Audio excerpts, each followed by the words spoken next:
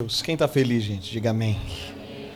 Se puder, abre a sua Bíblia lá em Marcos, capítulo 2. Dá um sorriso para quem está do seu lado aí. Fala assim para ele: Deus é bom.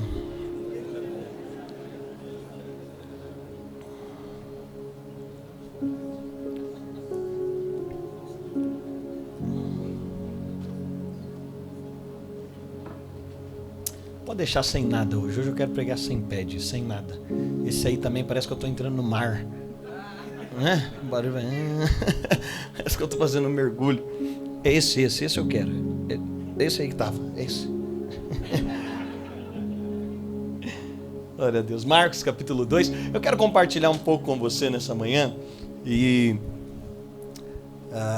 Jesus é tão lindo, né? Mas a gente tem estudado, e esse ano o nosso desejo é estudar mais sobre Cristo. Essa é a nossa proposta desse ano, é falar sobre a suficiência de Cristo, sobre a beleza de Cristo. Esse ano a gente está debruçado nisso, mas hoje eu quero compartilhar sobre Cristo em nós, porque existe uma faceta de Cristo que já não está mais só em Cristo, ela está em nós agora. Essa beleza de terem matado um homem e não sabiam que ele se multiplicava. O próprio Jesus disse: se o grão de trigo caindo em terra não morrer, fica ele só. Tem alguém comigo, gente? Só o pastor Maria. Fica ele? Ah, obrigado. Fica ele só. Mas se ele morre, o que ele faz? Ele produz frutos. Jesus estava falando sobre ele. Mataram um homem, mas o que não sabia é que ia nascer a igreja. Né? Mataram um homem em Jesus, mas também o que não sabia é que ele ressuscitaria como uma noiva. E quando nós olhamos para a beleza do Evangelho e o convite de Deus para nós, existe essa natureza doadora, esse prazer do dar. E a gente corre o risco de criar um Evangelho que só está suprindo o nosso desejo, só supre o meu problema. Gente, é muito fácil a gente viver só na demanda da nossa própria vida, do que Deus tem que fazer amanhã e o que Ele vai ter que fazer depois de amanhã. E você sabe, o complexo de uma vida assim é que a gente vai passar a vida inteira simplesmente se movendo por algo paliativo. É o que Jesus disse para o povo: olha, vocês estão vindo aqui só buscar o pão, mas tem algo que é maior que o pão. Por quê? Porque no final Deus escolheu Cristo como a resposta da nossa história. Eu não sei se desestimula você, mas no final, todo problema que Deus pode te livrar hoje, amanhã você vai ver que Ele vai estar lá de novo. Então alguém clama para ser curado. Você sabe, o Evangelho, ele é lindo porque, primeiro, ele não se obriga a dar as respostas óbvias, porque ele é uma relação. Então a gente chega aqui, eu acho maravilhoso, porque às vezes a gente senta com um pastor e fala: me fala o que é. Não tem uma resposta para te dar, porque o Evangelho é uma relação. Então a gente não tem resposta para tudo, porque ele diz: eu estou deixando o Espírito Santo, e a resposta está numa relação, é ele dizendo. E às vezes o que ele diz para um não diz para outro. Às vezes o que é óbvio para um não é para outro. Às vezes a resposta que ele tem para um não é para outro. Por quê? Porque ele nos criou de maneira exclusiva, tem uma história exclusiva. E dentro da beleza daquilo que Deus faz, Ele propiciou que Ele seja a resposta profunda para tudo. Os dois maiores teólogos vivos na década, Tim Keller, John Piper. E Keller faleceu, e ele trocava e-mail com o John Piper. E o nível de profundidade teológica e de expressão desses homens, são homens estudados pela academia, são homens que, se você tem qualquer contato com o Evangelho mais profundo, você já leu eles, ou se você quiser ter, você vai lê-los. E eu achei interessante porque no final da vida, e você sabe, o final da vida é onde a gente faz as avaliações mais profundas. Um cara profundo no final da vida é o poço de profundidade, né? Qualquer pessoa no final da vida fica profundo, né, gente? A gente lida com a morte e é tão bonito, né? Por isso que até nos enterros todo mundo vira gente boa, é uma coisa maravilhosa, é uma graça. Mas quando eles vão trocar e-mail, ele diz o seguinte: olha, eu descobri o que o salmista diz: restitui em mim a alegria da salvação. Ele falou: está fazendo sentido agora, porque no final da vida nada tem sentido mais. Tudo que eu construí não me dá esperança. Nenhum homem, por mais que você empreenda a sua vida construindo uma boa família, você não chega no final da vida e fala: ai, construí uma boa família. Não, uma boa família não é o suficiente. Você pode ter feito isso, mas no final da vida a esperança não está na boa família que você teve. Alguém não pode chegar no final da vida e falar: não, eu fui um ótimo marido, e seja, o Evangelho propicia isso, Mas a esperança do fim da vida não é simplesmente dizer, eu fui um bom marido, ou eu fui um bom gestor dos meus recursos. No final da vida só tem uma esperança, que você vai apagar aqui, e a morte não vai poder te tragar. Ele disse, eu lembrei que a única esperança que eu tenho no fim da vida é que a alegria plena está na salvação. Ele me encontrou, e esse é o motivo de alegria que eu tenho. Ainda que eu tenha colocado a vida em tantas coisas que são listas e que Deus me levou, mas no final da vida, esse é o mais importante. Mas você sabe, quem entendeu isso também, vai também a um lugar. A gente nasceu com essa natureza doadora. A gente nasceu com esse desejo de honrar o outro, com esse desejo de doar ao outro. A gente nasceu com esse desejo. Gente, é por isso que a gente tem filho. Quem tem mais de um filho já entendeu que o negócio não é lucrativo. Estava apresentando criança aqui, né? Tem casal que fala, pastor, vou ter 15. Eu falo, tem o primeiro. Calma. Mas você sabe, é prazeroso, e a gente está com uma militância agora, e eu vi muitos cristãos rebatendo, né? Porque tem algumas blogueiras dizendo aí, é um absurdo esse negócio de ter filho, e isso é um problema. Mas você sabe, se você olhar pelo olhar natural, de uma pessoa natural, ela está falando uma coisa que é óbvia. Por quê? Porque o ser humano, no seu egoísmo, ele vai para um lugar onde ele só quer o suprimento da necessidade. Então até o filho é para suprimento daquilo que eu quero. Mas a natureza da vida é tão doadora, que depois do processo natural, físico, depois que você terminou de crescer, sabe qual que é o processo? É por isso que chega um momento da vida que você já pode reproduzir, que é basicamente o momento que você parou, você já se desenvolveu plenamente. Porque a vida é assim, a gente se desenvolve em plenitude, depois que a gente se desenvolveu em plenitude, o próximo passo é fazer o quê? É reproduzir, é dar. O propósito de uma casa, qual que é a plenitude de uma família? Não é só ter uma família legal, essa não é a plenitude. Tive lá, criei meus filhos legal. Não, o propósito de uma família é ter outras famílias. O propósito é pleno quando o pai de domingo não precisa fazer comida, ele vai na casa dos filhos. Nós vamos chegar lá, em nome de Jesus, né? Para quem já chegou, glória a Deus. Né? É o lugar que você já não está mais preocupado, você vai na casa dos seus filhos. Estou vendo a hora que eu não pago conta, que meus filhos pagam, né? A gente paga a vida inteira. Vai chegar essa hora na sua vida também. Vai chegar, Rodrigo. Amém. Vamos brigar para quem paga. Mas esse lugar que Deus nos coloca, esse lugar dessa natureza doadora, ela é linda. Quantos amam dar? Diga amém. Quantos amam assim? Quando você pode abençoar alguém, quando você pode pagar alguma coisa para alguém, quando você pode fazer... Gente, é muito legal. E o próprio Jesus, quando nós olhamos a narrativa dos evangelhos, o próprio Jesus, ele se constrangeu com essa natureza doadora de algumas pessoas. O próprio Jesus viu algumas pessoas fazendo algumas coisas que ele falou, uau, isso aqui expressa demais o caráter de quem eu sou. Essa mulher que a gente acabou de cantar, é maravilhosa a história dessa mulher, é ou não é? Não é à toa que qualquer música que faz com essa mulher se torna uma música boa. Então, uma dica, se você for fazer uma música, coloque essa mulher no meio. Mas porque é uma palavra de Jesus para ela. Aonde o evangelho for pregado, o que Jesus falou para ela? Vão falar de você. Aonde o evangelho for anunciado, e vão falar o quê? Da beleza doadora. Sabe por quê? Porque essa mulher foi a primeira pessoa em toda a história. Porque no Velho Testamento tiveram homens que entenderam o evangelho. Mas no Novo Testamento, ela foi. Abraão, por exemplo, fez a sua doação, tendo em vista que ele já tinha visto a doação de Cristo. É por isso que ele doou Isaac, porque ele já tinha visto Deus entregando Jesus. Ele viu milhares de anos antes aquilo que Deus ia fazer. Moisés viu isso. Mas você sabe, essa mulher viu em plenitude ali. Ela percebeu e falou, eu também vou dar uma oferta. Aí os fariseus começaram, e os discípulos, Jesus falou, deixa ela que ela está se antecipando. Porque diz respeito a uma natureza doadora. Aí Jesus fica tão impactado com a atitude dessa mulher. Eu não sei como é Jesus impactado, sabe? O cara que sabe tudo. É igual a gente, quando você já sabe que vão te dar de presente, você tem que ficar impactado com o presente. É muito legal isso. É você olhando aquilo ali, e ele falou, aonde o evangelho for pregado.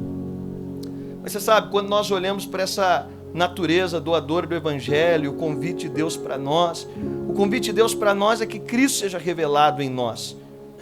Eu quero ler com você Marcos capítulo 2, a partir do verso 1, você conhece essa história. A Bíblia diz, poucos dias depois, tendo Jesus estado novamente em Cafarnaum, o povo ouviu falar que ele estava em casa. Então muita gente se reuniu ali de forma que não havia lugar nem junto à porta, e ele lhes pregava a palavra. Vieram alguns homens, diga assim comigo, alguns homens. Vieram alguns homens, trazendo-lhe um paralítico, diga um paralítico, carregado por 4 deles. Não podendo levá-lo até Jesus por causa da multidão, removeram parte da cobertura do lugar onde Jesus estava, e pela abertura do teto baixaram a maca em que estava deitado o paralítico. Vendo a fé que eles tinham, Jesus disse ao paralítico: filho, os seus pecados estão perdoados. Estavam ali sentados alguns mestres da lei, raciocinando em seu íntimo: por que esse homem fala assim? Está blasfemando. Quem pode perdoar pecados a não ser somente Deus? Jesus percebeu logo em seu espírito que era isso que eles estavam pensando e lhes disse: por que vocês estão remoendo essas coisas em seu coração? Que é mais fácil dizer ao paralítico: seus pecados estão perdoados, ou levante-se, pegue a sua maca e ande? Mas para que vocês saibam que o Filho do Homem tem na terra autoridade para perdoar pecados, disse ao paralítico: eu lhe digo, levante-se, pegue a sua maca e vá para sua casa. Ele se levantou, pegou a maca e saiu à vista de todos, que atônitos glorificavam a Deus, dizendo: nunca vimos nada igual. Feche seus olhos, quero orar com você. Pai, obrigado por essa manhã, obrigado pela tua palavra, obrigado porque nós podemos estar aqui, nós temos um único objetivo. Então a gente ora para que aqui não seja simplesmente um passatempo, uma programação, mas nós oramos pedindo ao Teu Espírito, que o Teu Espírito nos revele a Tua verdade, que o Teu Espírito introduza a Tua realidade, que o Teu Espírito fale conosco, que Ele transforme o nosso entendimento, que Ele nos revele aquilo que o Senhor quer. Essa é a nossa oração, esse é o nosso desejo e esse é o nosso anseio. Se você crer, diga amém. Amém. Sabe, eu quero falar um pouco sobre Cristo em nós. Sobre essa expectativa. É interessante porque essa história, e você conhece essa história, nessa história tem um homem, e a Bíblia diz que esse homem é paralítico, e a Bíblia fala que 4 amigos, isso aqui é o tipo de amigo de verdade, numa geração que a gente gosta muito de amigo, parece que todo vídeo que eu vejo no Instagram é falando sobre amigo, né? Seus amigos, não sei o que é amigo, mas aqui a gente tem a expressão dos amigos de verdade. São 4 homens que eles olham para aquele homem, para a condição daquele homem, e essa paralisia aqui, você sabe, não diz respeito simplesmente a algo físico, diz respeito a uma paralisia espiritual nesse contexto, diz respeito a um homem que está diante de uma necessidade, e a Bíblia diz que esses 4 homens, eles sabem que Jesus está na casa, e esses 4 homens então, eles vão pegar esse paralítico, e eles vão propiciar a esse paralítico uma experiência com Jesus. Esses 4 homens vão levar esse paralítico a ter uma experiência, e sem dúvida nenhuma a maior das experiências que esse homem já teve. Quando nós falamos sobre o Evangelho, quando nós falamos sobre o ato doador de vida, o Evangelho nos convida a entrar num lugar onde nós estamos propiciando às pessoas uma experiência com Jesus. O Evangelho nos leva a um lugar de constrangimento. É interessante porque, não sei quantos aqui já ouviram falar sobre a Jocum. Você ouviu falar sobre a Jocum? A maior agência missionária da história.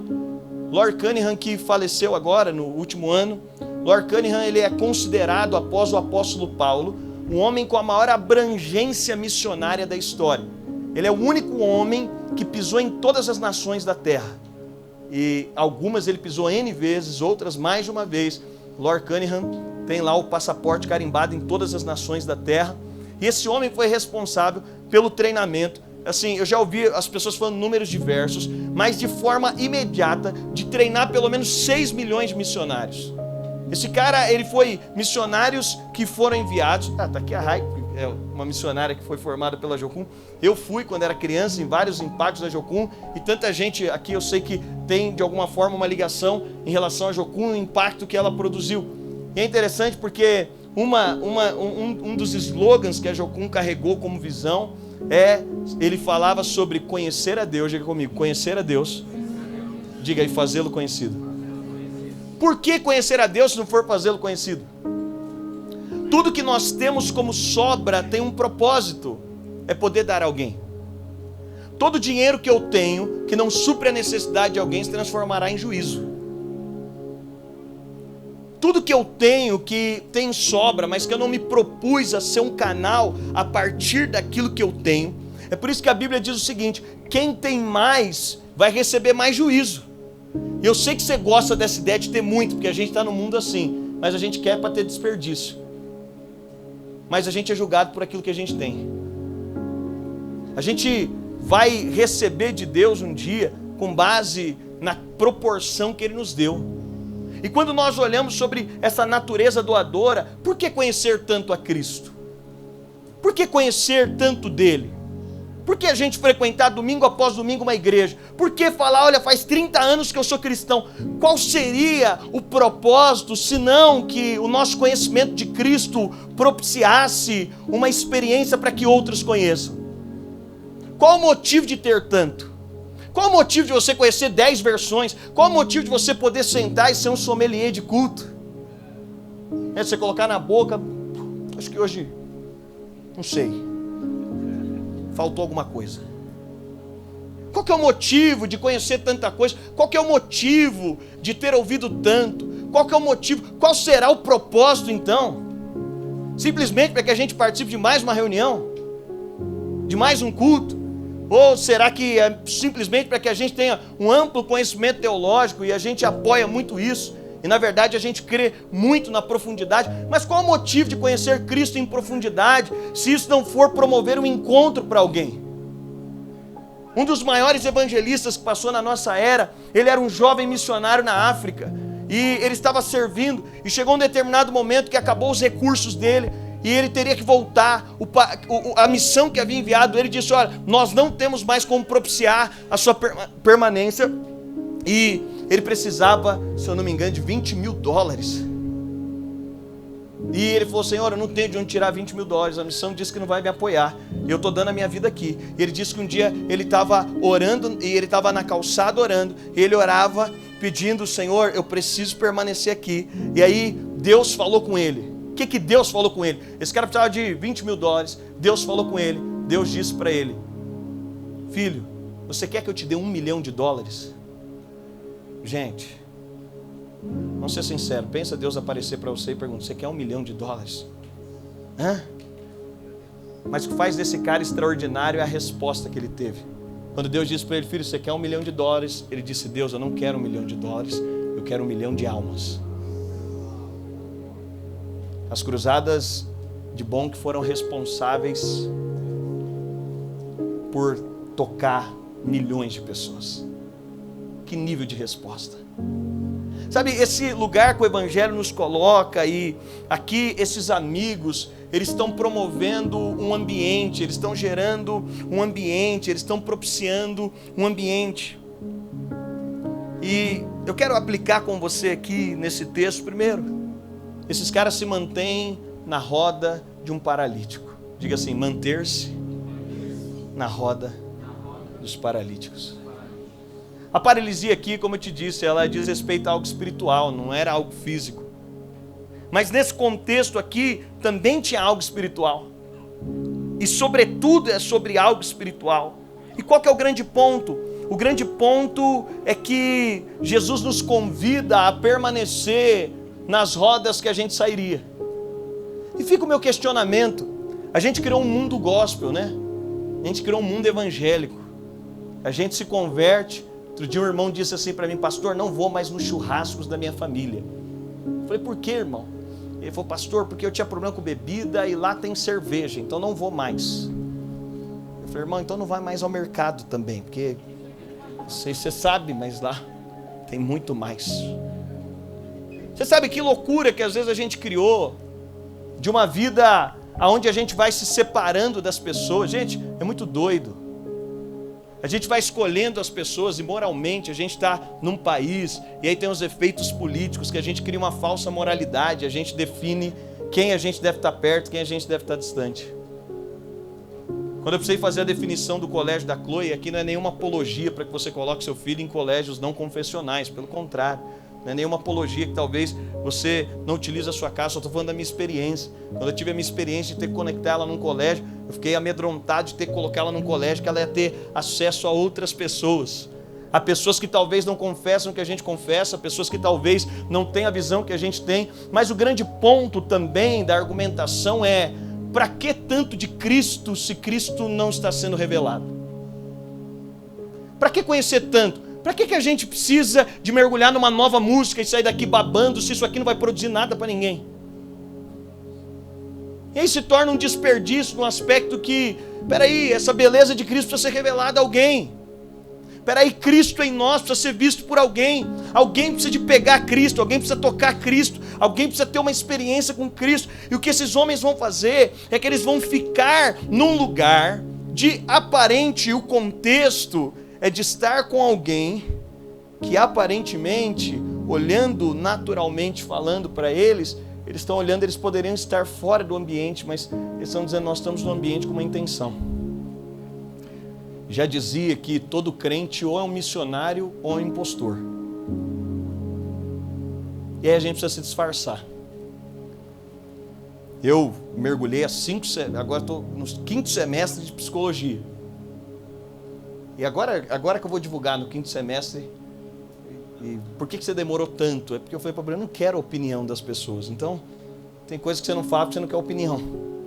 Porque tinha gente que fala, você não vai dar conta, seu tempo, sua agenda. Eu também não gosto de parecer ocupado. Então, mas eu estou lá e eu falei, vou ficar aqui na boa, na minha, você. E aí é legal os ambientes onde aquilo que você construiu dentro da igreja não é suficiente. Pouco importa lá para os meus amigos de faculdade. Se o Cristo que eu tenho é tão rebuscado, precisa de resolver a necessidade deles. Aí eu estou lá, falei, vou ficar na boa aqui, não vou falar para ninguém. Aí deu assim, os primeiros dias de aula, veio uma moça no meio da sala, estava mó silêncio. Ela falou, pastor. Eu falei, putz, me descobriram. Ela falou, você é pastor, né? Eu falei, sou. Aí ela falou, é você nesse vídeo aqui, né? Eu falei, sou. Eu estou fazendo aconselhamento pastoral, é tudo, né?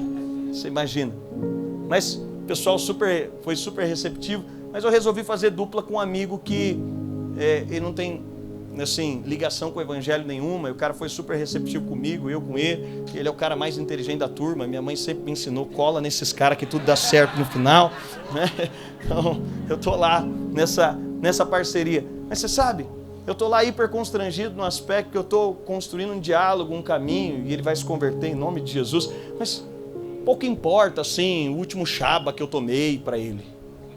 Para esse paralítico, pouco importa. A Bíblia não fala muito sobre esses 4 amigos. Isso eram 4 teólogos que carregaram ele. Isso eram 4 pastores. Para ele, pouco importa. O que importava era alguém que me coloque diante de uma experiência com Jesus. Aí sabe qual é o problema? A gente criou um monte de coisa aqui dentro, mas um monte de coisa que a gente criou não leva as pessoas a ter uma experiência com Jesus. Aí você solta o pastor na frente do descrente, ele faz feio. Guarda o pastor, Senhor. Você sabe por quê? Essa experiência, eu estou lá dentro do meu condomínio, pouco importa o que eu sou, a igreja que eu vou, a gente que gosta dessa tolice, né, de defender, eu acho que vai ser maravilhoso o céu por causa disso, né? Tem gente tão viciada em alguma coisa que chegar lá no céu. Mas, lá no meu condomínio, começou vários suicídios, inclusive nunca mais teve, mas depois do 3º suicídio num condomínio, poxa vida, eu morei por 20 anos em outro condomínio, não teve um suicídio. Nesse eu cheguei e teve 3. E um dia a gente estava numa reunião, uma mãe, tinha acabado de acontecer, uma mãe passou desesperada, ela entrou, a gente estava fazendo uma reunião da igreja, ela entrou, isso alguns anos atrás, ela entrou no salão, ela estava desesperada, eu falei, eu preciso fazer alguma coisa. E para a graça de Deus, a gente passou a ter uma célula de uma família que foi salva. Inclusive esses dias eu encontrei eles, uma família que foi salva, e essa mulher, essa família inteira que foi salva, a mãe, o pai, os 2 filhos, ela falou para mim, pastor, estava tudo pronto para eu também fazer. E várias vezes eu olhei, mas como ela morava no 3º andar, ela falou, várias vezes eu calculei, mas eu pensei, acho que não vai dar certo, mas por fim Jesus encontrou ela. E quando Jesus encontrou ela, pouco importava para ela o que eu era. Ela só queria ter uma experiência com Jesus. A alma dela só estava clamando por uma experiência. E a gente criou, a gente precisa de lembrar que a gente só é carregador de maca. A gente criou uma série de coisas para carregar a maca, que no reino de Deus importa a sua disposição de carregar alguém. Que a gente corre o risco de ter ganhado o título de alguém, ou o reconhecimento de alguém, e no final isso não ter importado em nada. Aí fica um monte de gente cabeçuda brigando por título dentro de uma igreja.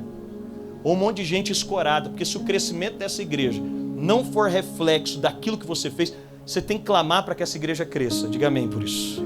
Você tem que clamar, por isso que a gente está indo para outro espaço, por isso que a gente multiplica a sessão. Mas se o crescimento não for através da sua vida, pouco importa também. Multiplicou culto, mas sua família está aqui? Cresceu sessão, mas cadê seus vizinhos? A pergunta, eu gosto da maneira específica de Jesus, porque a gente gosta de se esconder no meio da multidão. E Jesus sempre tem uma pergunta específica para a gente. Cadê seu sogro? Cadê seus pais? E quando a gente fala sobre o Evangelho é esse lugar de permanecer nos lugares onde as pessoas estão. A pergunta é, faz quanto tempo que alguém que não conhece Jesus senta na mesa da sua casa? Eu fui fazer consulta com o irmão há tempos atrás, aí fui lá, aí depois eu falei, irmão, como é que estão os negócios aqui? Eu estava no consultório dele, aí ele falou, pastor, está maravilhoso, só falta Deus responder uma oração. Eu falei, qual? Eu queria que todo mundo que passasse aqui fosse crente. Eu falei, irmão, você nunca fez uma oração tão tola na sua vida. É o contrário. Precisa sentar aqui todas as pessoas. E a gente tem um papel de dar às pessoas uma experiência com Jesus. Não a experiência de uma religião, a experiência com Jesus. Está todo mundo clamando por uma experiência com Jesus. Eu passei no carnaval, gente, eu fiquei doido. Carnaval que vem eu vou pro bloquinho. Não é verdade. Eu fiquei doido, tanto de gente procurando Jesus. E a gente não está aqui no olhar de condenar, a gente só está aqui para carregar. Esses caras não querem fazer uma pesquisa com esse cara. Por que você está assim? O que aconteceu na sua história? Pouco importa, a gente só quer carregar alguém até Jesus. A gente só quer dizer, cara, tem um lugar que a gente descobriu, tem um cara que a gente encontrou. Mas a pergunta para a gente é, será que nós somos esse tipo de amigo? Por quê? Porque talvez a gente esteja consumido por uma teologia universalista. Não, pastor, todo mundo é filho de Deus. Eu acho que a gente está consumido por isso. Você fala, não, eu não creio assim, pastor. Porque o que é o universalismo? É uma teologia que crê que todo homem que nasceu ele já está salvo, independentemente do que ele faça. Ou talvez você está preso numa mentira de que assim, se Jesus quiser encontrar as pessoas, ele vai encontrar de qualquer jeito. Sabe aquela coisa? Eu vou viver na minha vida aqui que se Deus quiser fazer. Não. Quando nós olhamos para isso, e por que eu acho que lá no fundo a gente está preso a essa ideia? Porque a gente consegue conviver com as pessoas sem entender que elas estão condenadas. A gente consegue ter convívio com as pessoas sem entender que é a coisa mais difícil da vida. Eu não sei, eu gosto dessas séries, tem uma série americana que mostra os últimos dias de pessoas condenadas. E é desesperador saber que alguém está vivendo tudo como os últimos dias, né?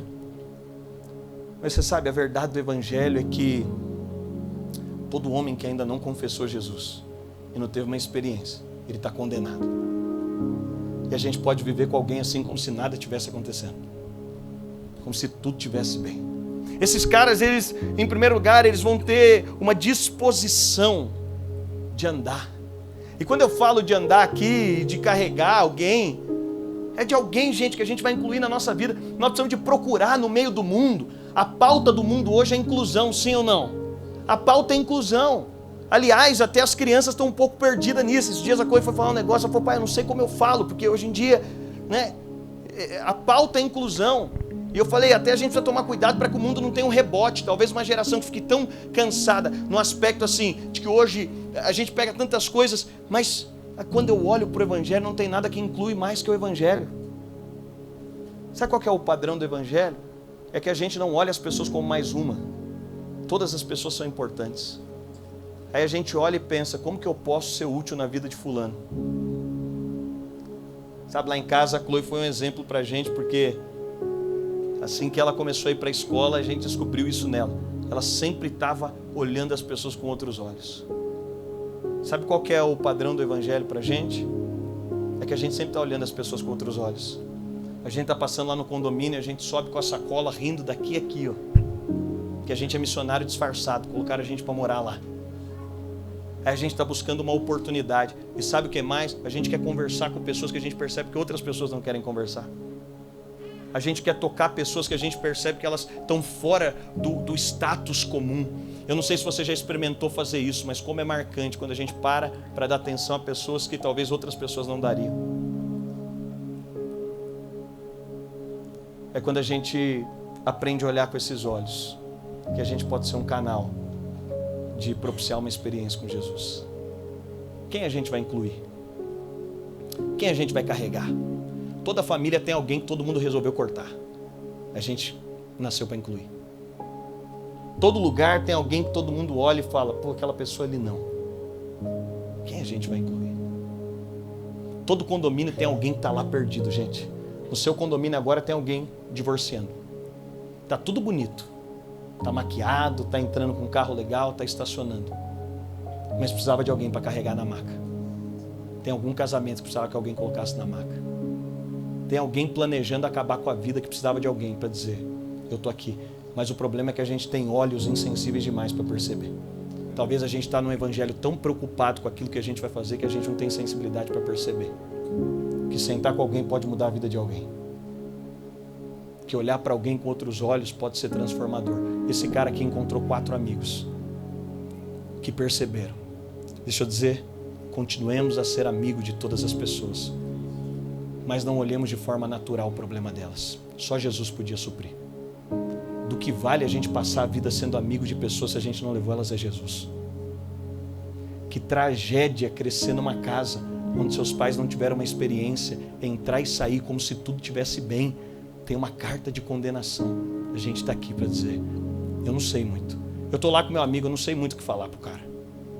Pastor, eu tenho vergonha. Bem-vindo, eu também. Pastor, eu não sei o que dizer. Bem-vindo, eu também não. Mas você sabe, o evangelho é como um leão preso numa jaula. Você só tem que abrir a porta. O evangelho é como esses caras. O que eles fizeram? Nada, só carregaram. Só colocaram na frente de Jesus e disseram, aqui está. Mas sabe o que eu quero dizer para você? Talvez esse ano você deveria trocar seus ciclos. Talvez você deveria colocar na mesa da sua casa alguém que talvez jamais estaria numa mesa de uma casa como a sua. Isso aponta mais para o evangelho do que talvez o que a gente criou. Porque o evangelho agora a gente criou muito essa ideia de comunhão, né? De comunidade. A gente só se esquece com quem Jesus teve comunhão. É porque a comunhão que o mundo propõe agora é comunhão de gente melhor que você. E nada contra sentar com gente melhor que você. Mas a comunhão que Jesus vem fazer com gente abaixo dele para dizer, eu vou dar acesso, eu vou dar abertura. Sabe, então, em primeiro lugar, é se manter nas rodas que existem paralíticos. Do que vale o evangelho do suprassumo, irmão? Mas que não redunda em nada. Mas uma segunda verdade que esse texto mostra é uma sensibilidade à dor do outro. A gente sempre vai dar para as pessoas aquilo que a gente elegeu como Deus no nosso coração. Tem gente que olha para alguém que não tem dinheiro e fala, a vida dele deve ser muito difícil, porque o Deus do coração do cara é dinheiro, ele acha que dinheiro resolve tudo. Será que você já teve esse momento na vida? Você acha que dinheiro é a resolução de todos os problemas? Que o dinheiro supre todos os problemas? Algumas pessoas acham que o conhecimento supre todos os problemas. Então ele está olhando para as pessoas e o tempo inteiro que ele quer propiciar. Ele não tem medo de falar daquilo que ele julga que é suprimento. É ou não é?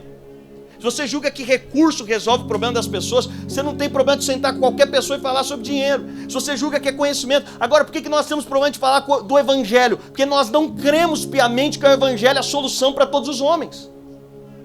De alguma forma nós olhamos para o evangelho e não há uma consciência muitas vezes completa de que o evangelho é a solução, de que Jesus é a solução. E por que esses homens percebiam isso? Eles tiveram sensibilidade. Sabe? Não há cura. E aí quando nós olhamos para isso, para ter sensibilidade à dor do outro, a gente vai ter que sair da nossa. Para ser sensível à necessidade do outro, a gente tem que sair da nossa. Para que a gente possa olhar para o outro com outros olhos, a gente vai precisar sair do nosso mundo. Essa semana eu estava almoçando num restaurante, eu abri meu notebook, precisava fazer uma reunião. Aí sentou um grupo de uns 15 adolescentes na mesa do lado. Que bicho maravilhoso é adolescente, gente. Eu fico olhando, eu estou uma pré-adolescente lá em casa, estou começando a ver que coisa maravilhosa. Eu fico lembrando de quando eu era adolescente, sabe? É muito 10.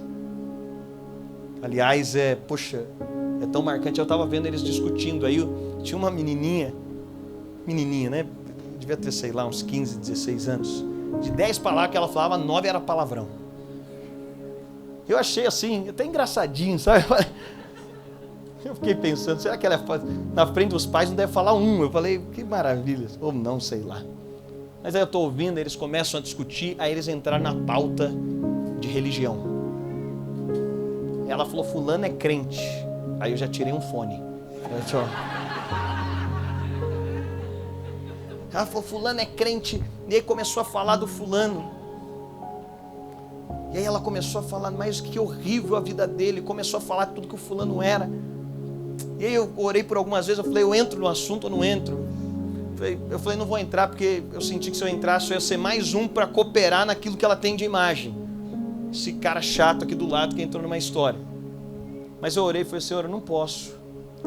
Mas levanta alguém para alcançar esse grupo de adolescentes. Lá na nossa comunidade a gente tem células em escolas, eu valorizo muito isso. Levanta um deles, alcança alguém. Eu estou refém aqui de um ambiente que eu não vou conseguir entrar. Mas você sabe, eles vão precisar de alguém. De alguns amigos, coloca eles na maca. Aí eu comecei a olhar para cada um deles. Comecei a ver, estava na cara. Alguns deles fisicamente estava na cara. Alguns deles negando a identidade, quem são, estava na cara. Eu preciso de um encontro com esse Jesus. Eu estou paralisado. Mas será que tem alguém que pode me colocar na maca? Será que tem alguém que pode olhar para a minha dor? Ou será que a gente só está trabalhando, gente? Ou será que a gente só cumpre protocolo? Ou será que a gente só tem funcionário? Ou será que a gente não entendeu que os amigos de trabalho, muitas vezes eles estão na paralisia, eles só estão esperando? Ou será que a gente não entendeu que os nossos vizinhos só estão esperando para dizer, será que tem alguém que pode parar de ir em culto de domingo só para resolver sua dor, para perceber a minha? Será que tem alguém? Eu amei que uma mocinha, ela viralizou com uma música agora, e vocês devem ter acompanhado aí, e ela fala sobre isso. Quando é que a gente vai parar de fazer campanha só pra gente? Quando o nosso dinheiro vai promover a dignidade do nosso país? Quando toda a família vai poder falar sobre a pauta de adoção? E graças a Deus que Deus abriu o nosso coração, o nosso entendimento nessa temporada para isso. Só nesse último mês tem um casal que a gente acompanha da Bahia, São da Dínamos, eles adotaram 3 filhos. São 3 irmãos. E eles vieram falar comigo por causa da minha irmã e essa pauta. Quando isso vai ser comum a todos nós? Eu estou sonhando e ouvindo essas histórias o dia que a gente vai precisar de aplaudir quem adotou, porque a igreja está tão aberta a dizer, a gente está disposto a adotar, porque os filhos de Deus são nossos filhos. Mas quando que a gente vai poder conversar sobre isso? Quando que a gente vai poder conversar, e a gente está no momento da história como nunca antes, mas quando que a gente vai poder conversar como igreja nos aspectos de identidade, de gênero? Da gente poder abraçar as pessoas e elas se sentirem abraçadas como não são em nenhum outro lugar. É porque o Jesus de Zaqueu não choca. Porque ele entra num lugar que a gente não está disposto a ir. É mais fácil fingir que não estamos vendo. Mas sabe qual a loucura? Até que acontece dentro da nossa casa, até que a gente tem uma situação nossa. Quando esses homens se propõem a pegar esse homem, colocar ele na frente de Jesus, sabe o que eles estão dizendo? A gente está se importando com a sua dor. Frequentar um local de trabalho e não dar Jesus às pessoas é dizer, eu estou insensível à sua dor. Conviver numa casa onde as pessoas precisam do evangelho e não fazer nada é dizer, estou insensível à dor que você tem. Aliás, eu nem acho que o evangelho te supra. Então por isso que eu não te ofereço. Aí a gente tem coragem nos nossos empregos de vender coisas que às vezes a gente nem acredita. Uma viagem deve ser muito bom vender, mas pode dizer, não muda a vida. Um curso, uma faculdade, tudo isso é importante. Mas a gente crê que tem algo que a gente pode oferecer para o mundo que está acima de todas as outras coisas. E se a gente se tornasse mais perito em falar sobre o evangelho do que estar mergulhado nas profissões que a gente está? E descobrisse que por detrás da profissão Deus nos colocou lá e Ele está nos cobrando, dizendo, será que você vai ficar escondido aí? Pastor, amanhã então vou fazer um cartaz e vou sair lá no condomínio. Também não é isso. Não, pastor, amanhã então, não, também não é isso. É um equilíbrio, uma sensibilidade de um fluxo perfeito de entender, Senhor, eu estou aqui. Pode usar a minha história. E usar a sua história não é aquela ideia religiosa que a gente criou. Não, pastor, eu estou aqui. Pode usar a minha história. Quando é que eu pego o microfone? Que microfone, gente? O quanto isso aqui pode mudar a vida de alguém? O quanto é importante para o meu amigo da faculdade se eu preguei domingo ou não. Para ele pouco importa. Se o meu evangelho não for uma resposta para a demanda eterna dele, pouco importa. Se a gente lê mais Bíblia, mas o Cristo que a gente tem não pode se revelar, a gente está descobrindo algum Cristo que não é o Pai nosso, é o Pai meu. Mas quando Jesus nos ensinou a orar, Ele falou, Pai nosso. Porque quando eu chego lá no meu emprego, o Pai continua sendo nosso, de um irmão que ainda não sabe que é meu.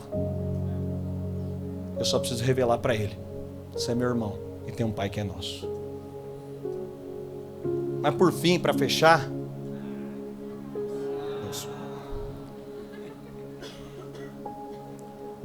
caras vão provocar um encontro com Jesus. Sabe, o Cristo em nós é a oportunidade de estar olhando para todo mundo dizendo, como é que eu faço? É a oportunidade de estar lá e eu fico pensando, será que a gente não poderia ter um GC por condomínio aqui? É que a nossa teologia é tão insensível que a gente criou uma série de métricas que só são desculpas no final. Será que todos os irmãos mais maduros dessa comunidade não podiam dizer, estou abrindo uma frente missionária, pastor? Será que a gente não poderia parar os irmãos para dizer, calma, irmãos? Pastor, só tem um mundo para ganhar e a gente só tem essa vida para usar. O que eu posso fazer? Esses questionamentos, eles são uma resposta que o Cristo em nós revela. Como que eu posso liberar Cristo aqui? Será que aqueles irmãos que estão no nosso meio, que já estão há mais tempo no Evangelho, não podem se provocar um lugar de dizer, eu quero revelar. Como eu vou fazer? Não sei. Eu gosto de tudo aquilo que a gente está disposto a fazer, que a gente não sabe fazer. Eu tenho comigo que Deus ama quando a gente se propõe a fazer o que a gente não sabe. Porque Deus ama nos ensinar. Ele nos ama nos levar para um lugar que Ele diz, eu vou te ensinar. Será que os nossos grupos não podiam ser mais ousados? Será que a gente não poderia falar do Evangelho como se a gente estivesse falando de qualquer coisa?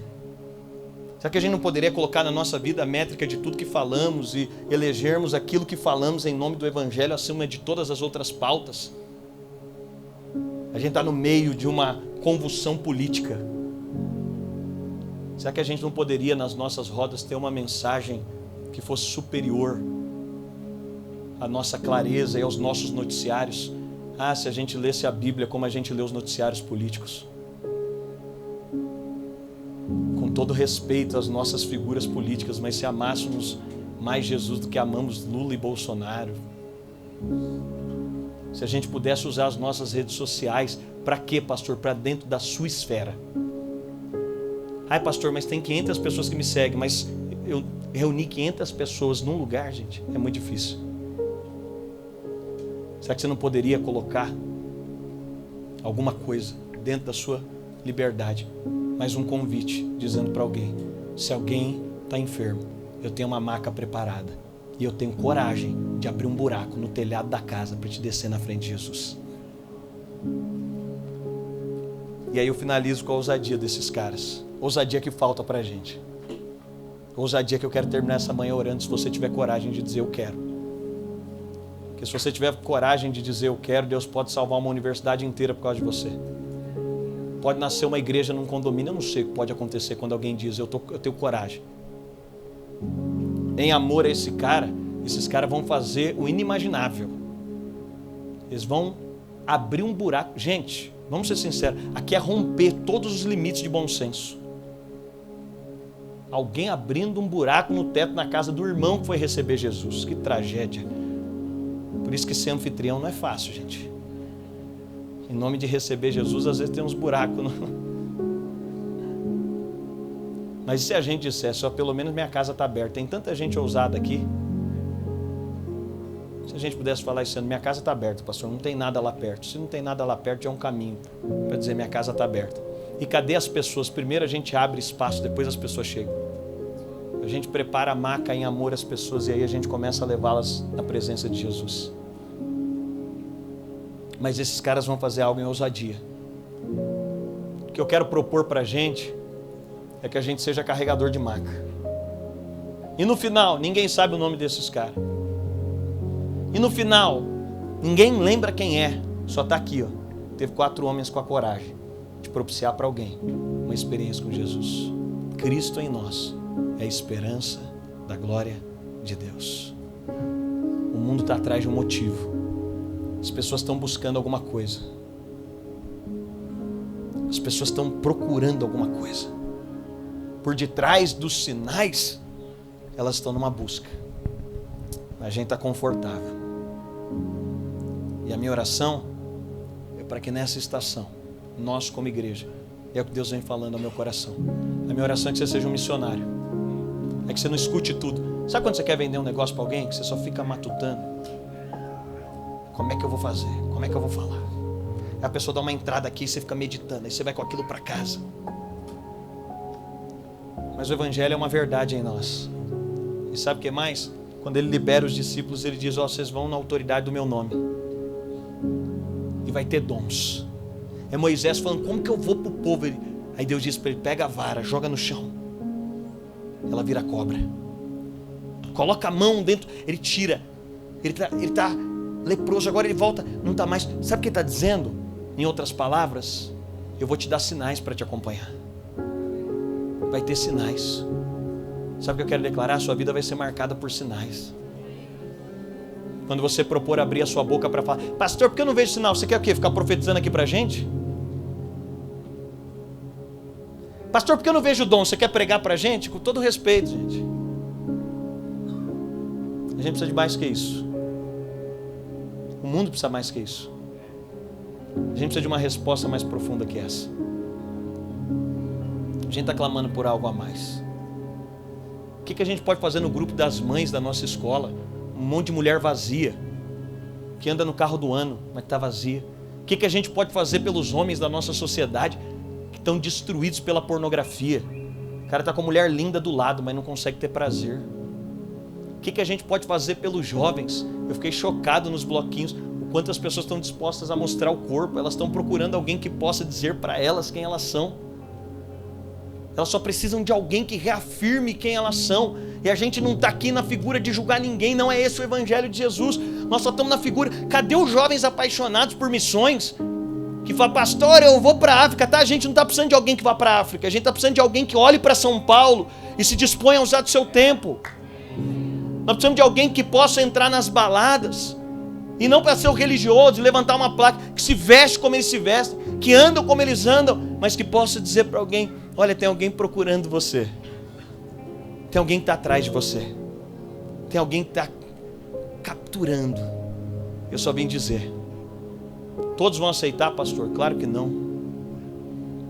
Mas não é a nossa. E também não é a nossa missão. A nossa missão é só deixar uma maca na frente de Jesus. E aí o papo é de Jesus com esse homem. Aí eles propiciaram o ambiente, prepararam o cenário. E agora eles estão diante de Jesus. Quanto tempo você não evangeliza alguém? Qual foi a última vez que você viu alguém chorando? Gente, isso aqui é motivo da gente acabar um domingo chorando. E eu não estou falando aqui para te acusar, não. Eu estou te falando para a gente ser conformado a uma imagem do que a gente nasceu para ser. A gente nasceu para no final de uma padaria. Sabe o que é interessante? Eu encerro aqui.